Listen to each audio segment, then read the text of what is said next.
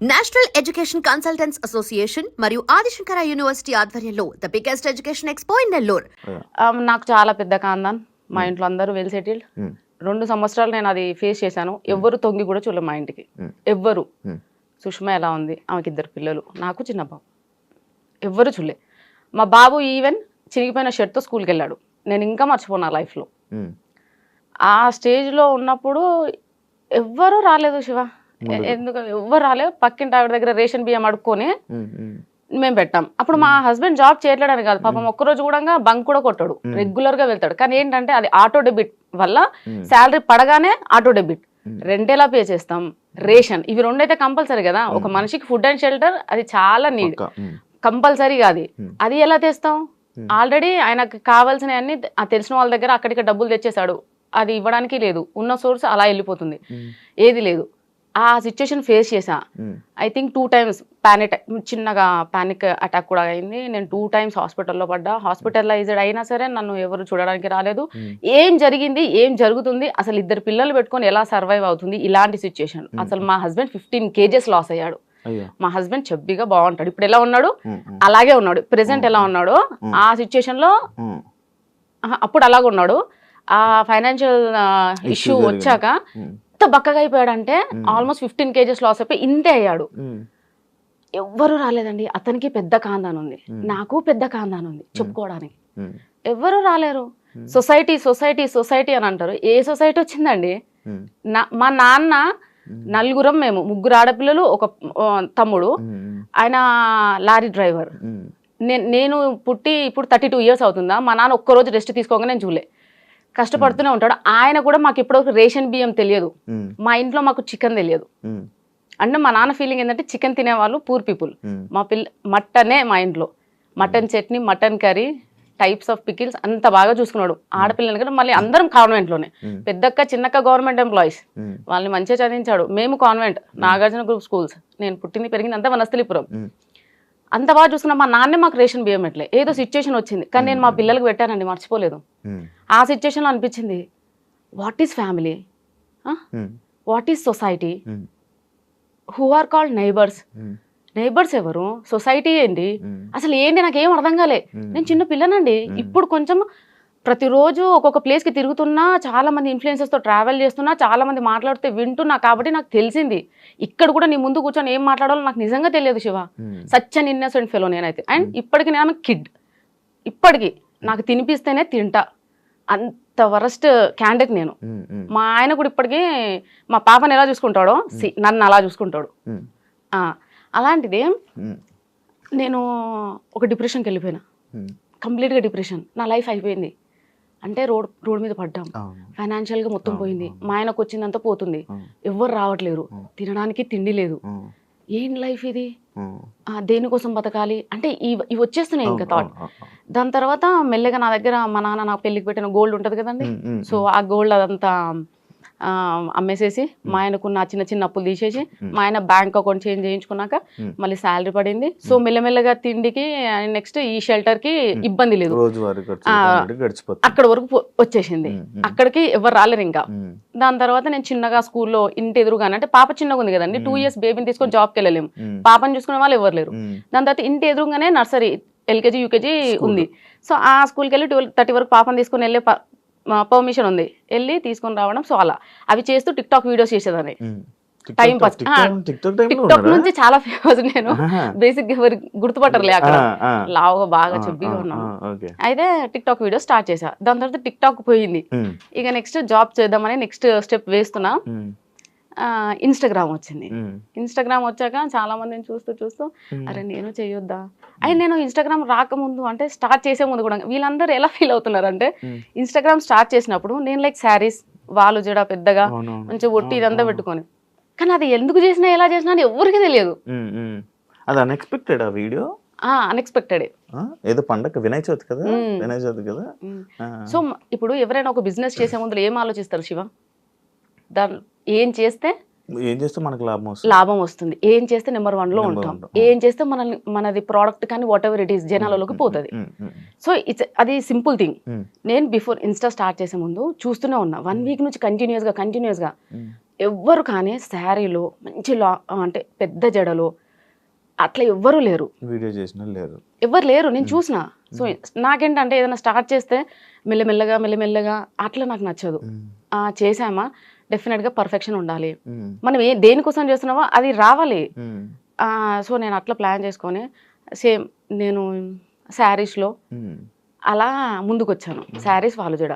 So వీళ్ళందరూ ఏమనుకుంటున్నారంటే నేను ఆ శారీలో ఆ జుట్టు వేసుకొని అలా రీల్ చేసేసరికి అదే నా ఒరిజినాలిటీ అని అనుకుంటున్నారు. అంటే ఫస్ట్ ఇంప్రెషన్ బెస్ట్ ఇంప్రెషన్.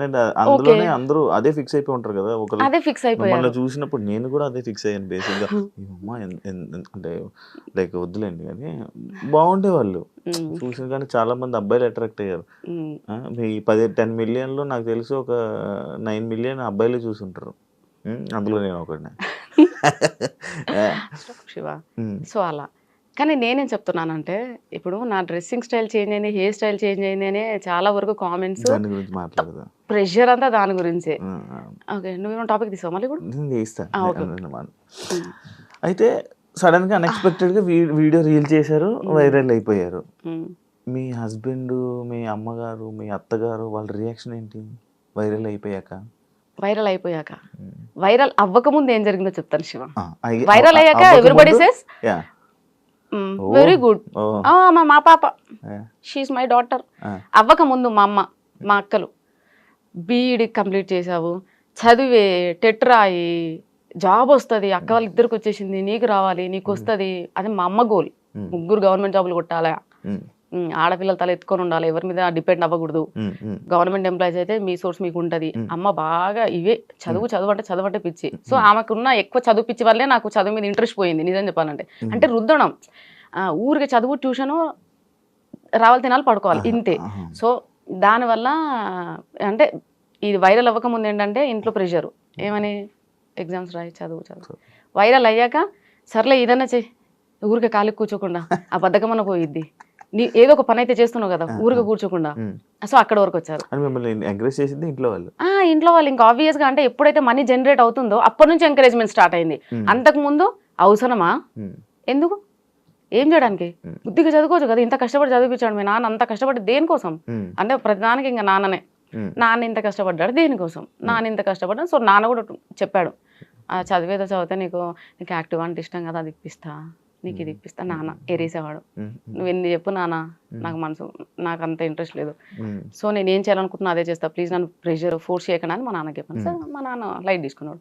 దాని తర్వాత ఎప్పుడైతే మనకి ఇన్స్టాగ్రామ్ నుంచి ఇన్కమ్ జనరేట్ అయిందో ఎవ్రీబడి షట్ దేర్ మౌత్, అందే నోరు మూసుకున్నారు, స్టార్ట్ చేశారు. మంచిగా చేస్తున్నావు, చెయ్యి. అక్కడి నుంచి సపోర్ట్ వచ్చింది. మంచి ఎంకరేజ్ చేశారు. మీ హస్బెండ్ కూడా ఎంకరేజ్ చేశారా? అవునండి. అంటే మామూలుగా వైఫ్స్ని కానీ లేకపోతే ఇంట్లో వాళ్ళ ఆడపిల్లల్ని సోషల్ మీడియాలో ఇలా రీల్స్ చేస్తానంటే చాలామంది అబ్బాయిలు రిస్ట్రిక్షన్స్ పెట్టడం, ఎందుకు ఇవన్నీ చేయడం, ఎందుకు మనం అందరూ చూడడం, మనం ఇలా తీసుకుని వెళ్ళిపోదాం కదా జర్నీ అని అంటుంటారు కదా. అలాంటి మాటలు రాలేదా మీకు? ఇప్పటివరకు అనలేడండి. ఎవరు అనలేదు? ఇప్పటివరకు అనలేరు. ఎంకరేజ్ అంటే మిమ్మల్ని సపోర్ట్ గా ఉన్నారు అయితే బాగా, ఫుల్ సపోర్ట్. అంటే ఆయన ఫేస్ చేసి వచ్చిన కొన్ని సిచ్యుయేషన్స్ అట్లా మార్చినేమో నేను అనుకుంటానండి. ఎందుకంటే తను ఒక రోజు ఉంది, తనకు తెలుసు, ఈ వీడియో చూస్తాడు కదా కంపల్సరీ, తనకు తెలుసు ఒక రోజు నడి రోడ్డు మీద పడ్డాడు, ఇద్దరు పిల్లలు, ఒక పిల్లం నడి రోడ్డు మీద పడ్డాడు. ఎవరు వాళ్ళకి ఫుడ్ ఎవరు పెట్టారు? ఆ రోజు ఒకవేళ పక్కింటి ఆవిడ అదే బియ్యం దానం చేయకపోతే ఆ పరిస్థితి ఏంది? ఆ రోజు అంటే మేము ఆ రోజు గుర్తున్నాయి కాబట్టి ఏమో మరి ఏంటో నాకు తెలియదండి. మా హస్బెండ్ అయితే ఇప్పటి వరకు ఇది ఎందుకు, ఇలా ఎందుకు. మరి ఇప్పుడు ఆ పక్కింటి ఆవిడ మీకు రైస్ ఇచ్చి హెల్ప్ చేశారు కదా, మీరు ఏమైనా చేశారా? లేదు, బట్ వీఆర్ ఫ్రెండ్స్. చాలా నన్ను ఏమంటారండి డిప్రెషన్ నుంచి బయటకు తీసుకొచ్చిందండి. వైఫ్ అండ్ హస్బెండ్ మంచి నైబర్స్, గీత అండ్ విశ్వ అని. సో మేము చాలా క్లోజ్డ్ గా ఉండేవాళ్ళం. వాళ్ళు software plus bank employee. And వాళ్ళు నేను ఏడిస్తే, అంటే నేను ఏడిస్తే కూడా ఎలా ఏడుస్తానంటే అలా కాదు, అంటే నా పిల్లలకి ఏదో కావాలి, అది లేదు అంటే ఉరికొచ్చేవాళ్ళు. పాపం ఎందుకు చెప్పాలండి, ఊరికొచ్చి ఇది చాలా చిన్న ప్రాబ్లమ్ మా, మీ ఆయన ఫేస్ అయితే చిన్న ఫైనాన్షియల్ ఇష్యూ, నువ్వు దాన్ని పెద్దగా అనుకుంటున్నావు, చిన్నగా అయిపోతుంది, నువ్వేం ఫీల్ అవ్వకు అని చెప్పి వాళ్ళు చాలా సపోర్ట్ చేశారండి. వాళ్ళు మీకు సొంత ఇల్లులు ఉన్నాయా? ఏవి లేవండి, ఏవి లేవు. సంపాదించుకున్నారా? అలా ఏం లేదు శివ. నెక్స్ట్ నెక్స్ట్ ప్లానింగ్ ఉంది. నెక్స్ట్ ప్లానింగ్ మాత్రం ఇల్లు కట్టడమే ప్లానింగ్. ఓకే. సో ల్యాండ్ అయితే సక్సెస్ఫుల్ గా తీసుకున్నాను. ఓకే, ల్యాండ్ ఆ కొనేసారు. ల్యాండ్ కొనేసాను. ఇన్స్టా ఇన్స్టా వల్లే ల్యాండ్ కొనేసాను. ఇప్పుడు ఇల్లు కట్టాలి. అదే నా ఎందుకు అనంటే ఇల్లు లేక మేము ఎంత అదే సఫర్ అవుతున్నామో మాకు అర్థమవుతుంది. రేపట నేను ఉన్నా లేకున్నా నా పిల్లలు మాత్రం అట్లీస్ట్ ఇంట్లో ఉంటే ఏదో ఉపకారం వేసుకొని తింటారు. ప్రతి ఒక్కరి డ్రీమ్ అదే. అదే నా డ్రీమ్ అయితే ఇల్లేనండి. ఇంకా అంతకుమించి ఏం లేదు. ఈ గోల్డ్ ఇదంతా నథింగ్. ఓకే, ఇల్లు ఉండాలి. మీరు ఎక్స్పెక్ట్ చేశారు అసలు ఎంతమంది ఫాలోవర్స్? లేదండి, నేను ఎక్స్పెక్ట్ చేయలేదు. బట్ నేను అనుకున్నాను నాకు తెలిసిపోతుందండి మంచి జరుగుతుంది చెడు జరుగుతుంది. I can sense it Shiva. మరి మంచి జరుగుతుంది చెడు జరుగుతుంది అని సెన్స్ చేసేవాళ్ళు మీరు.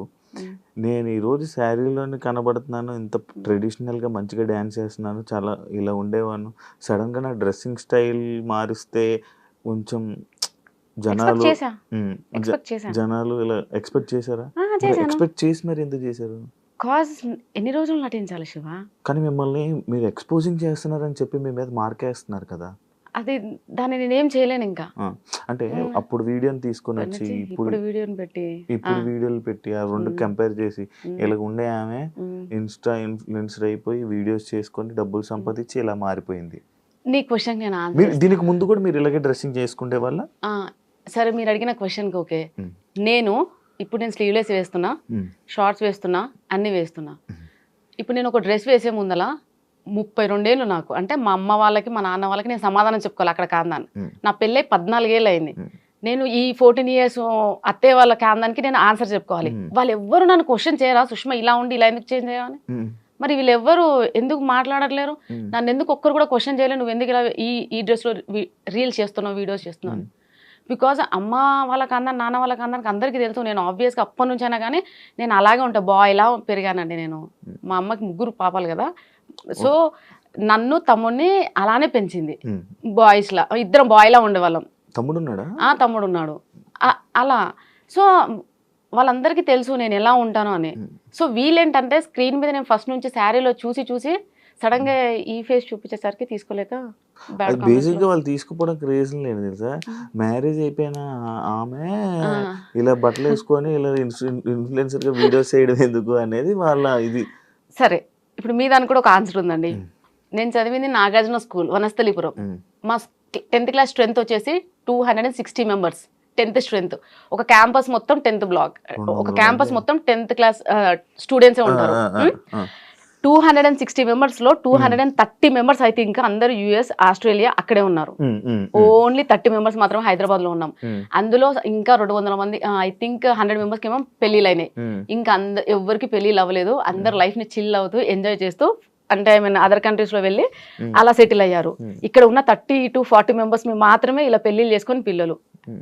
రీసెంట్ గా మా ఫ్రెండ్ ఉంది, నా ఫ్రెండ్, నా బెస్ట్ ఫ్రెండ్, ఇంకా ఆవిడకి పెళ్లి అవ్వలేదండి. తనకు 33 years, నాకన్నా 1 year పెద్ద. నేను వాళ్ళతో కంపేర్ చేసుకుంటానండి. నేను వీళ్ళతో ఎందుకు కంపేర్ చేసుకుంటాను? నాకు 32 years, 2 పిల్లలు.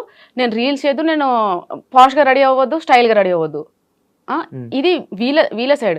కానీ నా పాయింట్ ఆఫ్ వ్యూలో ఆలోచించవచ్చు కదా. నా క్లాస్మేట్స్ ఎవరికి పెళ్లిళ్ళు అవ్వలేదు, వాళ్ళందరూ అదర్ స్టేట్స్ వెళ్ళి మంచిగా ఎంజాయ్ చేస్తున్నారు. వాళ్ళు ఇంకా పెళ్లిళ్ళు అవ్వలేదు, పిల్లలు అవ్వలేదు. నేను వాళ్ళతో కంపేర్ చేసుకుంటాను కానీ ఇక్కడ వీళ్ళతో ఎందుకు కంపేర్ చేసుకుంటాను? ఎగ్జాంపుల్, నేనే ఇప్పటికి మా నాన్న అంటే, ఎందుకు నాన్న పెళ్లి చేసి 2 పిల్లలు, నేను నా లైఫ్ ఇట్లా, అందరు ఏమన్నంటే 32 పెళ్లి అయింది, పిల్లలు ఉన్నారు, ఇలా జరిగింది పెళ్లి ఇష్టంతో అండి. నేను హ్యాపీ. అరేంజ్డ్ అండి. అలాంటివి లేవండి. ఎందుకు? అయ్యో రాబా, నేను అసలు పెళ్లి కాక ఉంది నన్ను చూస్తే ఎవరు చూడకపోయేవాళ్ళు. నేను బాయ్లా ఉండేదాన్ని. అంటే ఎప్పుడు షర్టు, ప్యాంట్లు, షార్ట్లు ఇట్లా. మా కృష్ణ వాళ్ళు ఫస్ట్ పెళ్లి సంబంధం ఆయనది. సో ఆయన పెళ్లి చూపులోకి వచ్చినప్పుడు నైట్ ఒక కుర్తా ఒకటి కుట్టించింది మా అమ్మ, అంతే. ప్లస్ పాయింట్ ఏంటంటే ఈ లాంగ్ హెయిర్ ఒక్కటి, అప్పటి నుంచి లాంగ్ హెయిర్ అమ్మకి ఇష్టం కాబట్టి.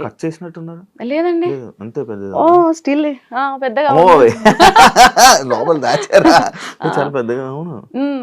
సో లైక్ అంతే, అబ్బాయిలా ఉన్నాను కాబట్టి ఎవరు నన్ను అమ్మాయిలా ట్రీట్ చేయలేదండి. యాక్చువల్లీ ఎక్కువ హెయిర్ ఉన్న అమ్మాయిలకి పొగరు ఎక్కువ అంటారు. అయ్యో, నన్ను చూస్తే ఎలా అనిపించింది శివ? కంప్లీట్ గా నేను విన్నది, మీరు కూడా వినే ఉంటారు కదా, హెయిర్ ఎక్కువ ఉన్న అమ్మాయిలకి పొగరు ఎక్కువ, యాటిట్యూడ్ ఎక్కువ అంటారు. నిజంగా చెప్పాలంటే నాకు ఒకప్పుడు ఉండేనండి ఆ పొగరు, యాటిట్యూడ్. సెలబ్రిటీ అయ్యాక తగ్గిందా? సెలబ్రిటీ అయ్యాక మొత్తం పోయిందండి. ఎందుకో నాకు తెలియదు నిజంగా. నేను చాలా డౌన్ టు ఎర్త్ అయిపోయాను. కోపం రావట్లేదు, ప్రశాంతంగా ఉంటున్నాను. ఎందుకో అండి నాకు యాటిట్యూడ్ లేదు ఇప్పుడు. ఇప్పుడు లేదు. ఇప్పుడు కూడా కాళ్ళ మీద కాలేసుకున్నాను, యాటిట్యూడ్ అనుకోకండి. కొంచెం కంఫర్ట్ గా ఉందని కూర్చున్నాను. లేదు, నేను దాన్ని అసలు మీరు వేసుకున్నట్టు కూడా కనబడట్లేదు నాకు. శారీలో కప్పడిపోయింది. అంత బాగుంది, మంచిగా వ్యూస్ వచ్చాయి, అంత బాగుంది. కొడుకుతో అలాంటి వీడియోస్ ఎందుకు చేస్తున్నావు అని చెప్పి కామెంట్లు, అసలు ఫస్ట్ స్టార్టింగ్ నాకు తెలిసి నెగిటివిటీ అక్కడి నుంచే స్టార్ట్ అయిందేమో అని అనుకోవచ్చు. ఒక కొడుకుతో అలాంటి వీడియోలు ఎవరైనా చేస్తారా అని చెప్పి, దానికి మీ కామెంట్ ఏంటి? ఇన్స్టా ఈజ్ ఫర్ ఎంటర్టైన్మెంట్ అండి, అంతే. ఎంటర్టైన్ చేయడానికి వచ్చాము. ఏ సాంగ్ మంచిగా అనిపిస్తే ట్రెండింగ్లో ఉంటే ఆ సాంగ్ తీసుకొని చేసాం తప్ప ఈ సాంగ్ చేస్తే ఇలా వీళ్ళు ఫీల్ అవుతారు నేను అంత డెప్త్గా కూడా ఆలోచించలేదు శివ. నేను ఆలోచించాను కూడా. మరి మీరు ముందే తెలిసిపోతాయి కదా, నేను ఎక్స్పెక్ట్ చేస్తాను. నేను ఇలా ఎక్స్పెక్ట్ చేయలేదు శివ.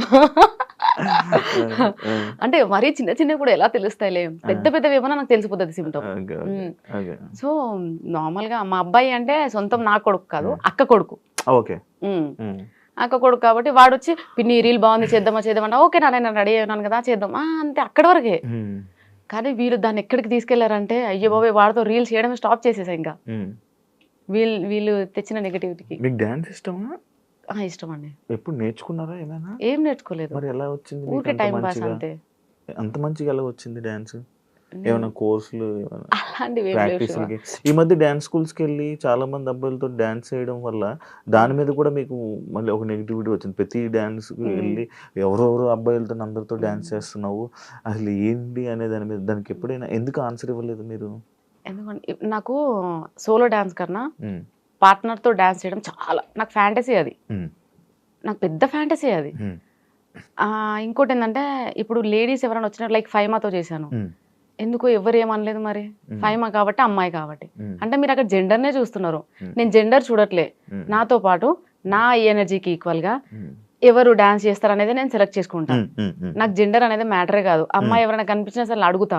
కానీ బేసిక్ గా చాలా మంది ఇన్ఫ్లుయెన్సర్స్ నా పేజ్ చూసి భయపడి కొలాబ్ అవ్వడానికి భయపడతారు, ఎందుకంటే మన దాంట్లో నెగిటివిటీ ఎక్కువ కాబట్టి. అండ్ ఇంకోటి ఏంటంటే స్టూడియోస్కి వెళ్ళి డాన్స్ చేస్తున్నానంటే నాకు అవన్నీ ప్రమోషన్ సాంగ్స్. నేను స్టూడియోకి వెళ్ళి చేసిన ప్రతి ఒక్క సాంగ్ ప్రమోషన్ సాంగ్, ఏదో ఒకటి రెండు మాత్రమే సెల్ఫ్ గా మేము వాంటెడ్లీ చేసినాము ప్రమోషన్ సాంగ్స్. అయితే ఆ ప్రమోషన్ సాంగ్స్ అన్ని వాళ్ళు ఏమంటారంటే నా ప్రొఫైల్ లో చూసి ఏ వీడియో అయితే చాలా మిలియన్ పోయిందో ఆ అబ్బాయిని తీసుకొని చేయాలి, సో వాళ్ళు అలా చెప్తారు. అలా నేను అక్కడ స్టూడియోకి వెళ్ళి నేను డాన్స్ రీల్ చేయాల్సి వస్తుంది.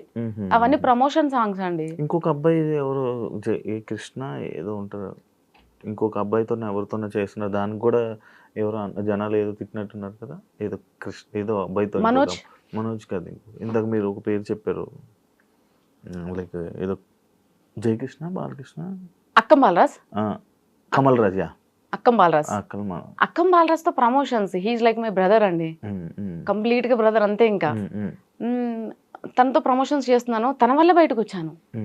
అసలు నేను స్పెషల్ థ్యాంక్స్ చెప్పాల్సింది ఎవరన్నా ఉన్నారు అంటే అది Akkam Balaraj, one and only person in my life. Cause reason ఈ రోజు నేను ఇక్కడ కూర్చున్నా, ఈ రోజు నేను క్లాట్ గా ఉన్నా, వాట్ ఎవర్ ఐ మీన్ నేను ఇయర్ రింగ్స్ కానీ ఇంత సుకూన్ గా ఉన్నానంటే అది బాలరాజ్ వల్లే.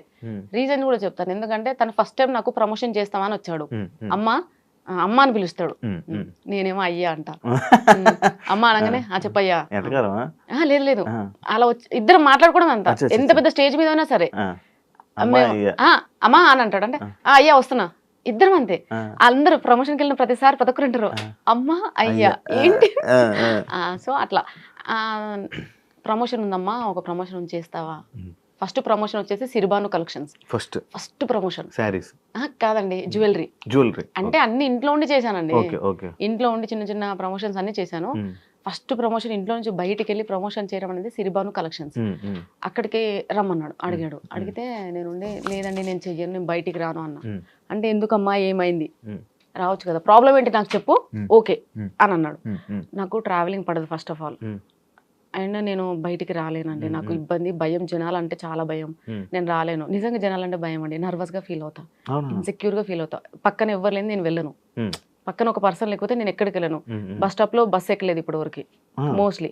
చాలా దూరం ట్రావెలింగ్ అంటేనే బస్సు, లేదంటే బైకే. ఎంత ఇప్పుడు 200 కిలోమీటర్స్ అయినా బండి మీద వెళ్ళిపోతా. ఆహా, ఆ, ఆ, మా ఇంట్లో వాళ్ళని ఎవరైనా తీసుకొని. కానీ బస్సులో వెళ్ళడము, ఆటో కోసం రోడ్డు మీద నిల్చోవడము, ఇవన్నీ చాలా ఇన్సెక్యూర్ ఫీల్ అవుతా. అంటే ఇమ్మీడియట్గా నాలో ఒక షివరింగ్ వచ్చేస్తుంది, భయం. ఇంకా నేను బయటికి రాలేను బాలరాజ్ అని చెప్తే, ఏందమ్మా నీకున్న ఇప్పుడున్న నువ్వు ఫేమ్లో బయటకు వచ్చి ఒకసారి చూడు, తెలుస్తుంది నీకు. లైఫ్ ఉందమ్మా మంచిగా, ఎందుకు మిస్ చేసుకుంటావు? ఒకసారి వచ్చి చూడు, ఒక రోజు వచ్చి చూడు, నీకు ఎంత ఇబ్బంది అవుతుందో తెలుస్తుంది. దాన్ని బట్టి నువ్వు డెసిషన్ తీసుకో. నువ్వు ఇంట్లో కూర్చొని అది ఇది అని అన్నాడు. ఇమ్మీడియట్ గా వెళ్ళినానండి. దాని నెక్స్ట్ డే ఇంకొక ప్రమోషన్, డిస్టెన్స్ ఎడ్యుకేషన్ది.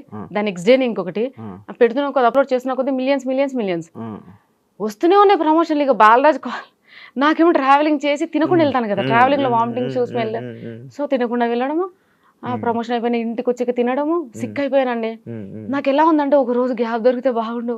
నాకు ఇంట్లో ఉన్న అదే ఆటో స్మెల్, పొల్యూషన్ స్మెల్, ఆ ఆటో హార్న్ సౌండ్లు, నాకు అవే నన్ను ఇబ్బంది పెడుతున్నాయి, టార్చరు. నాకు వద్దు, ఈ డబ్బు వద్దు, నాకు ప్రశాంతత కావాలి అనుకున్నా.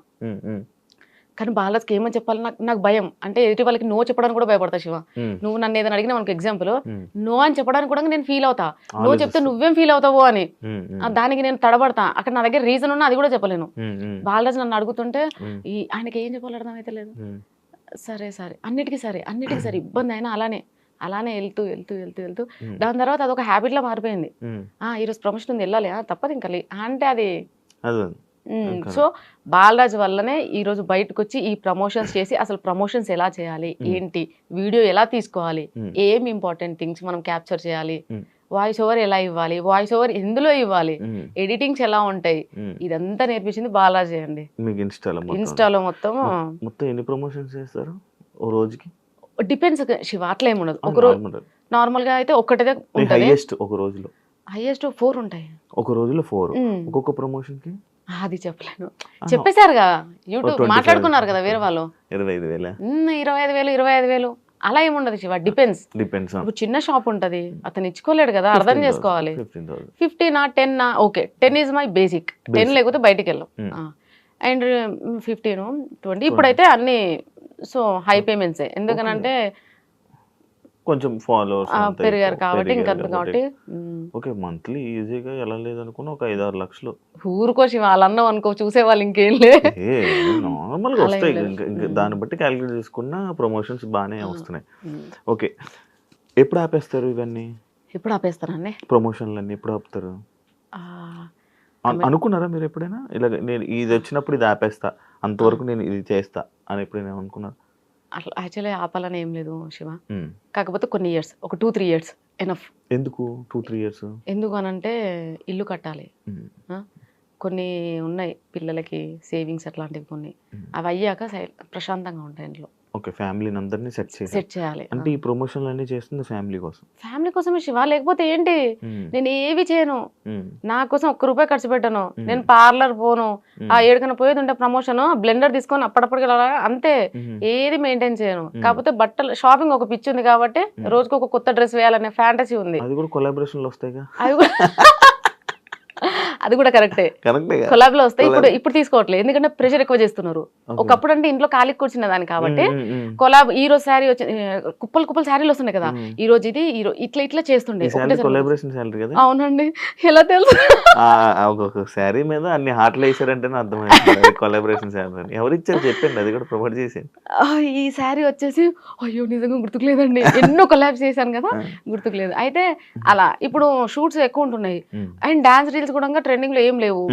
నేను అందరిలా కాదండి, ఏదో వీళ్ళు ప్రోడక్ట్ పంపించారు, ఏదో ఒక రీల్ చేసి పడేస్తే అయిపోయింది, అలా కాదు. నాకు ఒక టార్గెట్ ఉంటది, మినిమం 1 మిలియన్, 2 మిలియన్, 3 మిలియన్ ఉండాలి. నాతో ప్రమోషన్ గానీ కొలాబ్ గానీ చేయించుకున్న